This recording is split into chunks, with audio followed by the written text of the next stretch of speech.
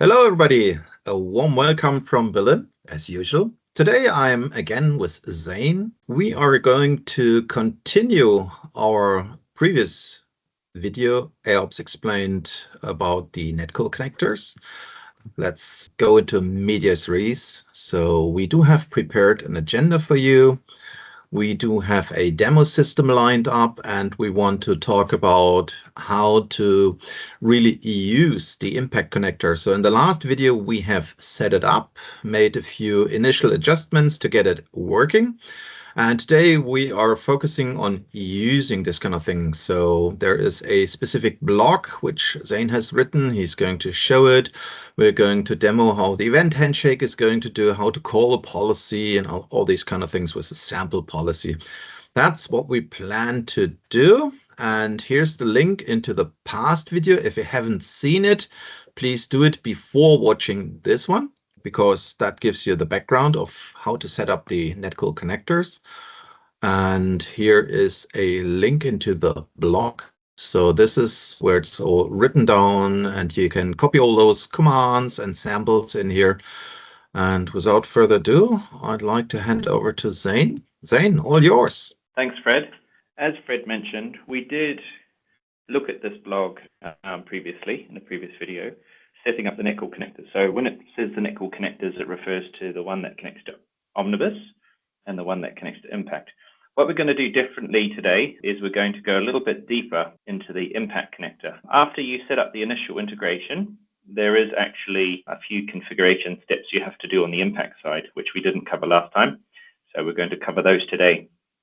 And then we'll take a quick look at an implementation scenario. So how can I actually use that integration to Netcool Impact to do something useful? Carrying on from last week, we're just going to scroll down a bit until we get to the Impact section. So this is what we covered last week, is these steps here about the Impact connector. We specified the endpoints, we entered the Impact server username and password, we added the self-signed certificates into the settings, and that's where we got up to. And basically we ended up with our integration to Netcool Impact working, configured, and running, as you can see here. The next part is to look at configuring the AIOps REST DSA. So when Impact is connected to from AIOps, one of the first things AIOps does is it creates some assets inside Impact. And the reason it does this is to help you to use Impact in relation to AIOps. So dealing with the new event format, writing back to AIOps, and so on. So we'll just take a quick look in the Impact GUI here, and we'll go through the various assets that it does create. So first of all, we take a look at the policies. You'll see that AIOps creates a bunch of policies inside Impact. Now, some of these are my own ones, and some of them have been created by AIOps. So I've just followed the naming convention AIOps underscore for my own ones because I wanted them to sort of be grouped together in the GUI. But yeah, some of these are created by AIOps by default, which allow us to interact with AIOps more easily. And we'll take a look at an example one shortly. On the data model side, you'll see if we take a look at this integration here, you can see I've called it Impact. And what AIOps does is it creates a new data source adapter in Impact to make it easy to connect back to AIOps. So for example, I might send events off to Impact to get enriched, and then the Impact policy will do the enrichment and then write the details back to the copy of the event in AIOps. One example is event enrichment, as I said. Another one might be implementing a housekeeping policy, which is the one that we're going to take a look at today. But if we just take a quick look at this, you'll see that this DSA, RESTful DSA, has a number of parameters. When you first create it, the source details will be set to localhost, and this is where you have to put in your actual host name of your cluster, your AIOps cluster. All the rest should be set up for you, with the exception of the protected request header called authorization. If we go back to the blog actually walks us through how to set this up. So the first thing you're going to need to do in order to configure this RESTful DSA is you actually need to go into AIOps and you need to create an API key. Nothing can actually access AIOps without an API key. It's a security feature. To do that, you will click on you'll log into your AIOps console, and you'll click on your profile and settings. And in the top right-hand corner, you'll see there's a little link here called API key, and you can generate a new key here. That's how you create your API key. It will create the key, and what you have to do is you have to copy it and then save it away in a safe place. So I recommend you put it in a text file and save it to your laptop. Make sure that you keep that for later. You can't get that key back again. The only other option that it gives you is to generate a new one. So make sure you save it away in a safe place.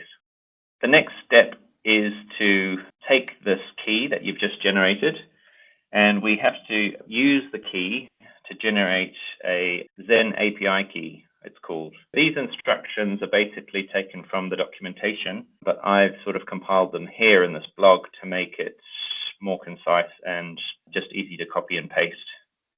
Looking here at the command, you're going to create the Zen API key. Interestingly enough, you're going to use a combination of the username, in this case cpadmin, followed by a colon, followed by the key that you just created.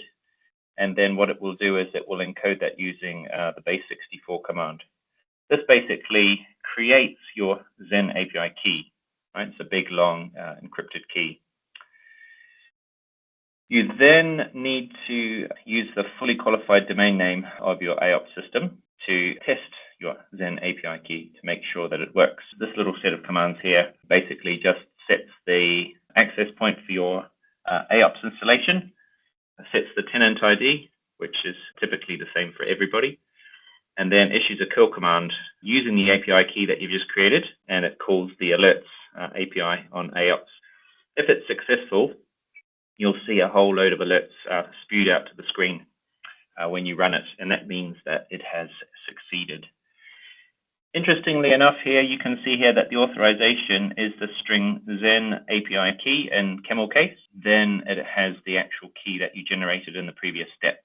So it's this actually makes up your full authorization header. It's the Zen API key string followed by a space character followed by the actual key itself. If it's successful, you know that you've got a successful pairing.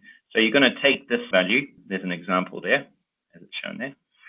And you'll actually go into your data source, as we did just a second ago, and it says here, change localhost to the hostname field to the fully qualified domain name of your AIOps system, as I said before. And it's down here where we actually use our Zen API key. So where it says the authorization header under the protected request header section, you're actually going to edit this header, and basically you just select it, click edit, and then you're able to update the value in the header value field with your Zen API key. Now remember, the Zen API key value should be Zen API key in camel case, followed by a space character, followed by the encoded key. That is your full header value in this case, right? Once you've done that, you can actually test to see if Impact is able to successfully connect back to AIOps by right-clicking on the data source and selecting Test Connection, as you can see here. If you've set up your authorization correctly and the other parameters, you should get a message that looks like this, connection OK. Then you know that you've done it correctly. Note that you may have to click Save on this before you test it, otherwise it might not be using the new settings that you've just entered.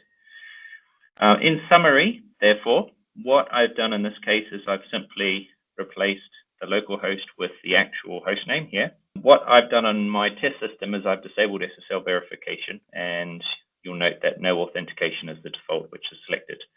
It says no authentication because we're not using a username password method of authenticating. We're actually using this authorization key, the Zen API key. And that's the last thing that I change in the settings before I save it, and then I can access or use this DSA to access AIOps from my impact policy. So that takes us to the end of this particular blog. So just to recap, this is the blog that we covered last week, the Netcool connectors. However, this one is going into a little bit more detail about the impact connector. So now we have fully created our integration from AIOps into Impact, and we have set up the reverse connection. So we now have the connection from impact back to AIOps. We're ready to start using it in a real scenario. So what we're going to do in this example is we are going to create an impact policy, which is going to do some event enrichment. In this case, we're going to refer to another blog, which is available at the same website that Fred referenced earlier. And we're going to use a impact policy that was provided in this particular blog here. Migration from Netcool blog, if you recall, if you've seen the earlier video, we actually provide some sample code in here so that you can create some sample automation in your system. This is the one that I'm going to use today. It's the one that talks about implementing an event housekeeping regime.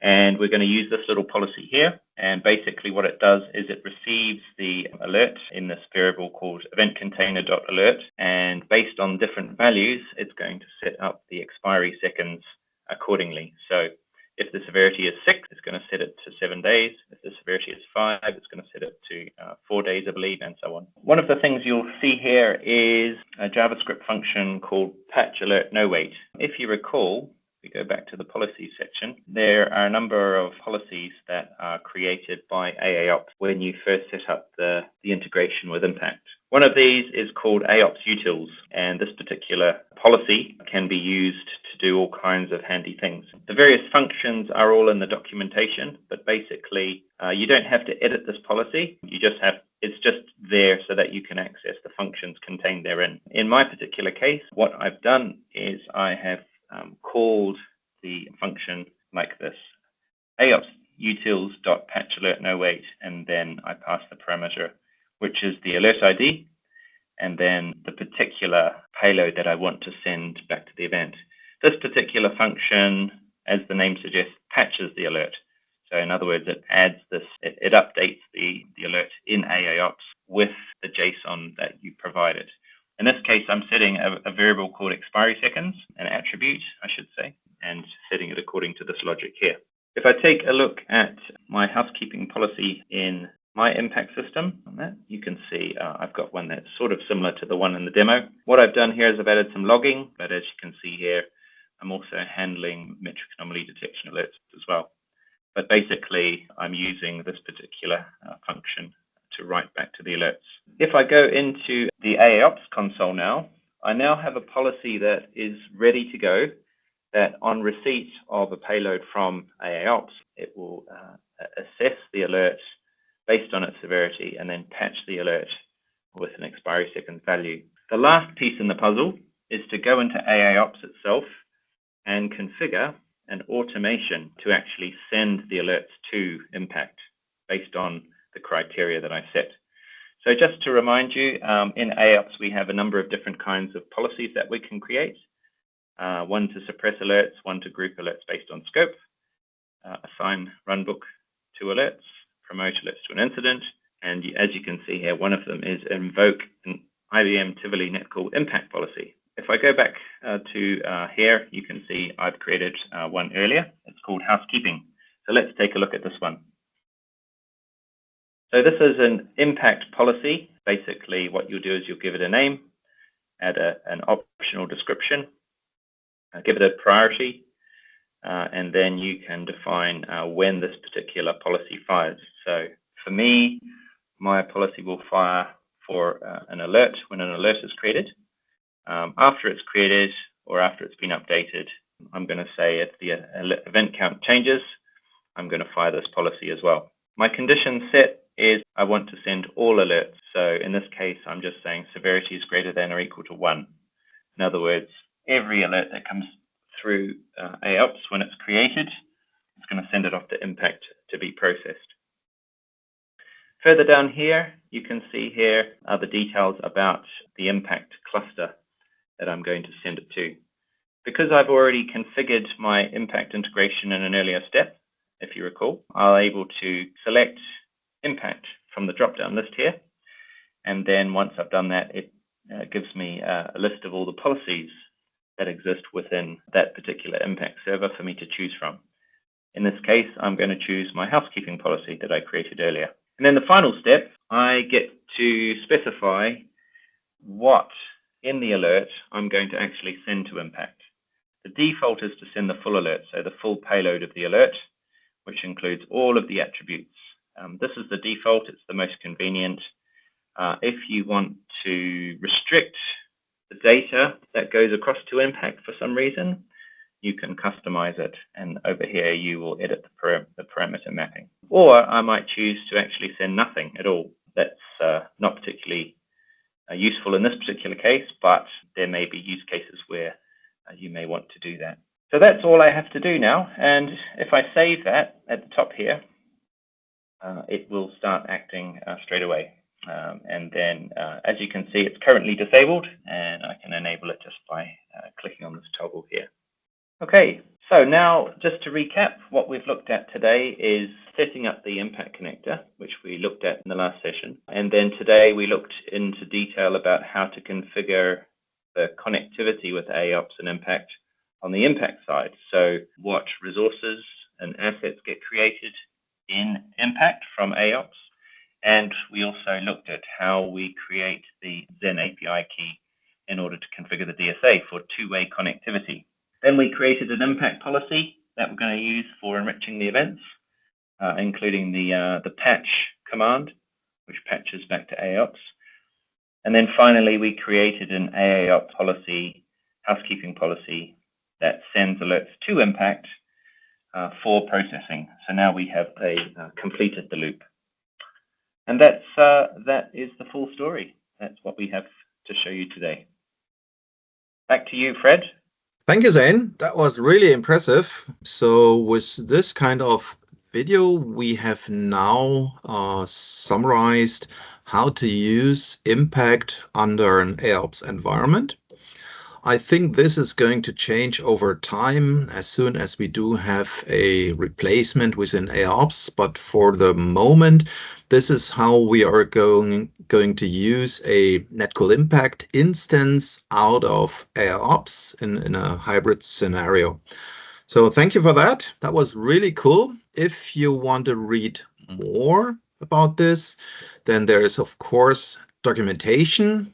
Here's a link into the documentation. So it is under the Netcool connectors. There's the object server connector, which was part of the previous video.